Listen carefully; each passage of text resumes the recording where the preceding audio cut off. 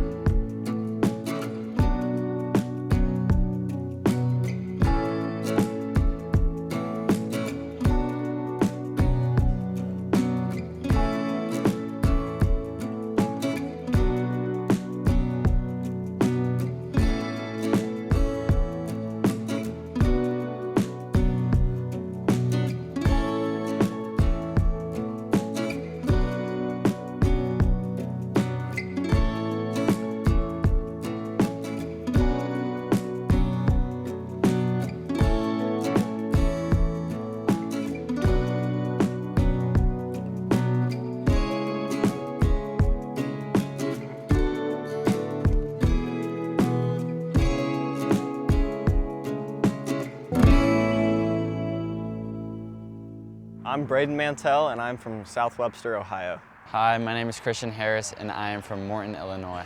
Hello, my name is Porter Spiceland, and I'm from Memphis, Tennessee. Any part of the long run that stood out to me? The part of the long run that stood out to me was, honestly, that was my first longest run out there. So I was definitely struggling. I don't know about a certain memorable part, but the whole thing hurt, definitely. First longer run at altitude. I think the last part, I could really feel the altitude there. And so like, it was just rough. And so like, just getting through that, I think was the most memorable. I think the biggest part of the long run that stood out to me was how hard it was to kind of run the sand. It wasn't very packed dirt. It was a lot of sand, so kind of hard to get a good grip in it. We had service. I was very happy to see we had Wi-Fi there, but I was a little worried for a second while we were driving out there. I liked it. I feel like being off the grid was like something I enjoy, because then like we were forced to like bond and like get to know each other better and like go without Instagram reels for like 30 minutes. So. When I hit SOS for the first time, I was in a state of despair. It was bad. Then I discovered flick home run from Braden, throwback of a game, and so I abused flick home run on my phone. No is a viable answer here. No. I don't think anyone earned my respect anymore out there. Would you say they lost some of your respect? Absolutely. Perfect. Smaller house. So. Not really. Not I think really. Interesting. everyone did pretty well. I would say Sam definitely did because I was just about to call it quits on that long run at, I had 12 miles that day, and we get to mile 10 and we're back at the house refueling, and I was about to call it quits, and Sam was like, no, you got this. You know, that sand was beating me down, but he convinced me to get back out there from the last little mile out, mile back, and I got it done. So yeah. Yeah, well, so my name's Andrew Weeding. You can call me Andy. I work for ON, and I co-created the ON Athletics Club. We started this group about 5 years ago. It's right during COVID. It was a kind of a unique time because all the athletes who wanted to come out didn't really know what to do because a lot of brands were unsure of how to approach the next years with the COVID situation. And ON said, hey, let's build a team. We're going to give you guys green lights all the way. Just go build it. It started with 4 men, 4 women. Coach Dathan Ritzenhein at the helm. And kind of very limited infrastructure. All with the idea of having 2024 be like our big coming out party. Like we're gonna have Olympians in Paris. This is gonna look great. And then wouldn't you know it, a year later in 2021 at the Olympic trials, we had 5 Olympians kind of make it onto that team. And suddenly the On brand was a little bit more of a household name. The athletes were all crushing, setting national records. Like Ollie Hoare won the Commonwealth Games, gold medal. Like there's a lot of like great success that Dathan had created with the team. And so now we were playing catch up. Like how do we get everybody to, know this team household and bring it into your guys' hands a little bit more. But anyway, this facility, we moved into about a year and a half ago. And actually, we were in the process of building this into a bigger, more professionalized facility. We just got the neighboring space over here, and we can do a full loop, and I'll show you around over there. But the idea and hope is to create a professional setup for professional elite level track and field athletes. And no other brand in the world is investing that kind of time and money and infrastructure into track and field athletes like we do. So yeah, come on in, come check it out. This is George Beamish. If you're familiar with the Coffee Club, he is a member of that. New Zealand national record holder for 3K steeplechase and indoor mile. So everything from lifting whatever pieces of equipment you need to running during the winter time to training your free throw shot, whatever it is you need to do out here. We specialize in making sure they have all of the bits and pieces to do it with. Yeah, I think the hardest part about doing it, if you want to go to the Olympics, is you got to have all that infrastructure in one place so you're not running off to one place or another. Like the more regimented your routine can be, the cleaner it is, the simpler it is, the A to B, the 8 a.m. to 9 p.m., just that process, the cleaner and simpler it is, the better your results will be. Yeah, the other thing that we have in here that the athletes are not allowed to do because it's like gets too intense is the ski erg. So we can go back, I'll show you this thing, and you can check out the times on the wall. But a lot of the folks use the ski erg. If you're familiar with this guy, the challenge is 500 meters. How fast can you do it? You can see some of the times on the board over there. If anyone wants to kind of go for it, take the test. It's aggressive, but I'll put that out there and challenge anyone who wants to step forward. But I'll rip it. those are all the times on the board. It's consistency. It's not power. So if you ever run an 800. That's what this feels like. So so you can hold on for a pretty good distance, but then you get to the last 150 meters or so, and it's like you feel your stomach in your throat. You're like, I think I'm tasting blood. This is not good. What's your best? 137. Oh yeah, I mean, I would have to be going for an hour to get a good semi, right? 212 would have been your time. Who went 136? Nobody. It's a lie. Fake news. Fake news. But that's kind of like the fun staff challenges. So on folks come in here, they all put a time up there. Like anybody who comes to visit, they throw a time up there if they feel so inclined. But if you feel up to it, go for it. But it's about a 2 to 2.5 minute deal. How do you coordinate the staff to deliver like just that next level professional experience, you know, because obviously I feel like a lot of teams, they have good athletes, but I feel like the team around them is just as important. Can you like dig into that a little bit more? Oh yeah, for sure. I mean, just so you're, like, my background in this sport, I qualified for 2 Olympics in 2008 and 2012 in the 800 and 1500, like forever ago. So my piece that I bring to this whole build is the athlete perspective. And you're only as good as the support you can have around you. And your friends and family obviously are the most important pieces and are all going to be your supportive pieces, but medical, huge. We always talk about if you MRI'd your entire body, you would see red flares on various different parts of your bodies.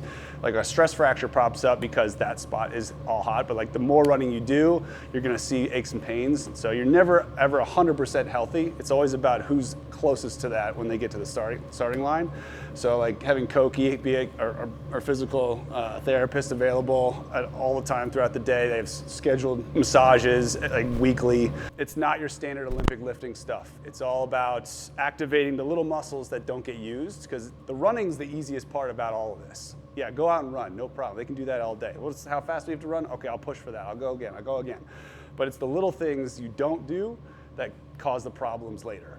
So they make sure to do those little things, like standing on one foot, balancing, getting the little joints to work, and the little tendons, the activations, the little pieces like that, because injury throws you back weeks, and then you have to make up those weeks later, and it pushes back your training further and further and further. So if you can avoid a potential injury and just stay healthy the whole way through, your results will keep showing up. Like, money's no object. What is something you would add to the facility that you don't have right now? Money, no object? Yeah. Oh man, I'd probably have like a smoothie bar. Yeah. Oh yeah. Just whatever you want, all the fruits and veggies. Right after practice. That's on a hot day like today, a nice cold smoothie. Oh, that'd be great. Let me ask you guys, have you guys followed the OAC at all? Are you aware of any of the athletes? Yeah. My favorite team. Is it? Okay, nice. Thanks, man. That's awesome. I watched y'all at the Olympic trials last year. Oh, the Olympic trials? Oh, heck yeah. Dude, did you see like the goose heads kind of when Yard was racing? Dude. One right up here, guys. Yep. Wait, actually? Oh, shit. What's up with Mario? So a pre-classic, so Mario Garcia Romo, he's our Spanish athlete, and then Alicia Monson's from Wisconsin, and so we all wore cheese heads. That's sick. Yeah. Nice. So this is more of like, you'd have to find some with a bit more tread, but that's your spray tech. They tested this material with the track athletes, and the inertia of it holds perfectly fine. It's actually, the foam breaks down before the top does. What's your size over here? You're 11 and a half? You can try it on if you want. Pretty low, but there's like the unique way of doing it is to kind of push in and then swing your thumbs around. I mean, I was a runner, so I did what these guys were doing for ages. And then when my time came, I hung them up, and I was kind of looking around, where do I know, how can I help things? And On was just getting started. And they were like, we want to start a running team, but we don't know where to start. It's like, I need a job. So this seems like a good partnership. Did you get them on? So I gotta take a picture. Yeah. Do you want the other shoe? Jog around? Yes. Oh, man, it's summertime. You'll definitely be. This is Brandon? Braden? Yeah, Thank you. Calvin?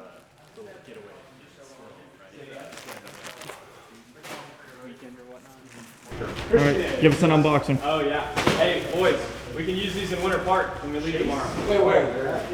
What are they? We all need to wear. Bro, these are so tough. You're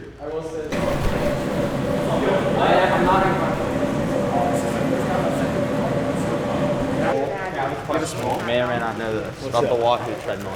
Is that the one that I saw online where it's like Yeah. That's one of those? Have you heard about this thing, Paul? Maybe. So it's got, Listen to this. you can run on it, and it's got a sensor that just adapts to your speed, so you never have to hit a dial. So if you start running faster, it feels you getting closer, so it speeds the belt up. And then you slow down, it slows the belt down. I feel like everyone like the hoodies, the shirts, all good. Yeah. It's fun. If we could we just give a real quick round of applause for Skylar and for Andy for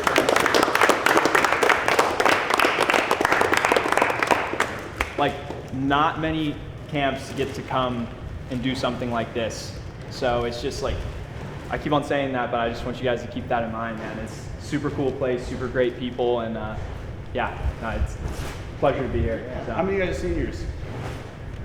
Just you guys. Okay, cool. So next year, you guys can all come back and be a different facility and kind of have you go running around all over the facility and be a little different. But yeah, what schools you guys had? You figured out the school for? That's the process still going. I'm probably the closest. Oh yeah. NC State is the NC one State. that I think I'm gonna go to. So. And we'll enjoy that process because the recruiting piece is always fun.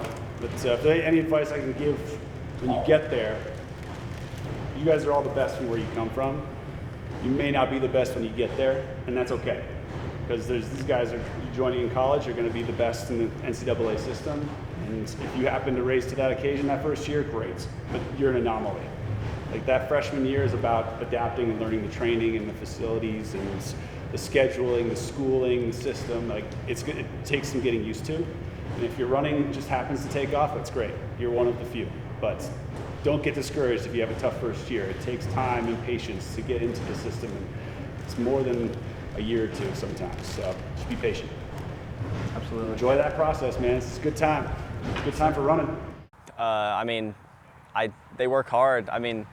I saw all the gear they get and all the facilities they have. You can tell they put it to use, and you tell it's just a different mentality at the top over there. I think it takes a whole team. Like, it's hard to be great.